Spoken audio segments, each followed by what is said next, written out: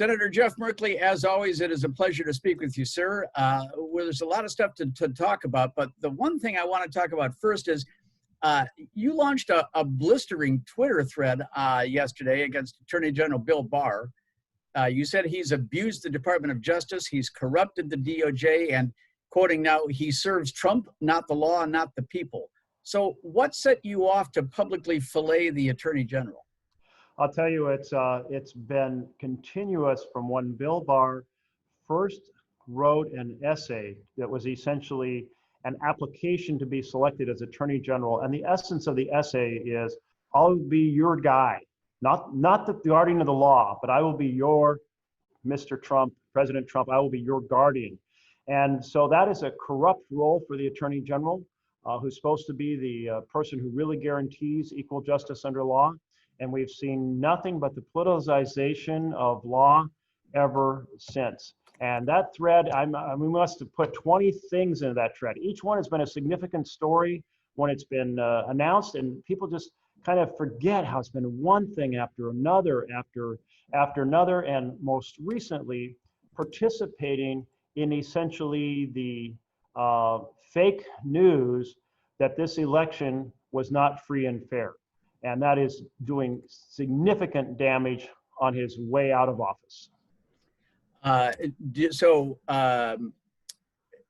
lot of stuff going on there. So do you think that the Attorney General will be successful in any of his efforts to investigate the alleged fraud of the vote counting? Everyone who has looked at these charges has found that there is just no evidence of any systemic vote fraud. Is there somebody who lived in one state during the primary and voted early for the general and then moved to another state and voted? Yeah, probably. Those are mistakes that happen very rarely, but they happen occasionally, but they're not an intentional voter fraud. They just have to do with the mobility of America. But charges that ballots were manufactured out of nowhere, that the post office backdated envelopes, etc. I mean, none of that has any significant evidence behind it.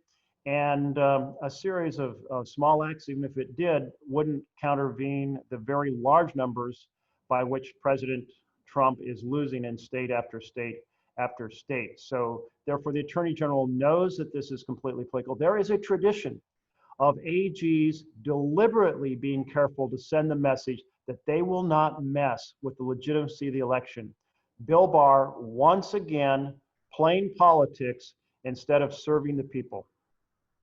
Now, as you know, many top Republicans in the Senate have yet to acknowledge Joe Biden as the president-elect. Why do you think that is? Well, they're being subservient to the Republican base, which doesn't tolerate any criticism of Trump. They have their own future election prospects in mind. We saw that with some senators. We have certainly saw it with Secretary Pompeo, who wants to run for president in 4 years. So Pompeo proceeds to say we'll have a very smooth transition to the next Trump administration. And while I understand that he's playing an electoral game by not wanting to make the president angry or the base angry, he's also showing no political integrity in terms of a profile of courage to say, he could have said, let's be clear, we have a tradition in America that every legitimate vote is counted, it will be counted, and there will be a transition to the winner. That winner looks very much like it's going to be Joe Biden, but if the late breaking numbers somehow change it in state after state after state, well, then I might be in this position of Secretary of State a little bit longer. He could have said something like that, but he didn't. He tried to essentially promote the fake news that Trump is winning this election, the fake news that somehow there is systemic corruption in the election. Are you concerned at all about the transition of power? And if so, what worries you the most? I am not too concerned, because for all of his public protesting, Trump is going to be gone on January 20th. If I had to look at my crystal ball and make a bet, I would say that he might not even come back to the White House after the Christmas holidays. He might just stay down in Florida. He doesn't want to admit that he's been fired. But President Trump, you're fired. The American people have said so. They've done it. You are, as you call others, a loser. So go ahead and go down to Florida and get out of the way and let the transition take place. Well, and I saw your tweet right after Joe Biden was elected that said, Donald Trump, you're fired. I was surprised no one else did that. So anyway. I've been waiting a long time to do that. Okay, non-political questions here, real quick, because I know we're running out of time. Yesterday, you announced some funding to help Oregon hemp farming and wine grapes impacted by the wildfire smoke. So what kind of money are we talking about, and how do people get it? You bet. So what I announced yesterday was the Senate bill to appropriate money for ag. And so that bill is not yet law, but it is a very good win to have it in the Senate bill. We'll pair it up with the House bill and try to get all those same items in the bill that goes to the president. I'm hoping this can be combined with the continuing resolution that will keep our government open into next year. There are several of the funding bills that are not so controversial and that we hope to include and therefore be made law during the lame duck session. And there's just a lot of provisions that I was able to get in there as the leading Democrat on the Ag Funding Committee.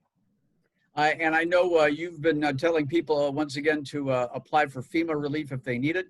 I know the deadline is fast approaching. I believe it's Monday. Any final thoughts about how people should do that and what they should do? The deadline is November 16th. So anyone, if you have been impacted by these devastating fires, by the smoke damage, please make sure you get your application in. Even if you don't have all the information you need, get that initial application in so that we can continue to work with you in the administration to get you help. Senator Jeff Merkley, it's always a pleasure speaking with you, sir. Continued good health to you, and stay safe, and we'll talk again soon. Thank you, Tim. See you down the road, and congratulations on a new chapter. Thank you. All right.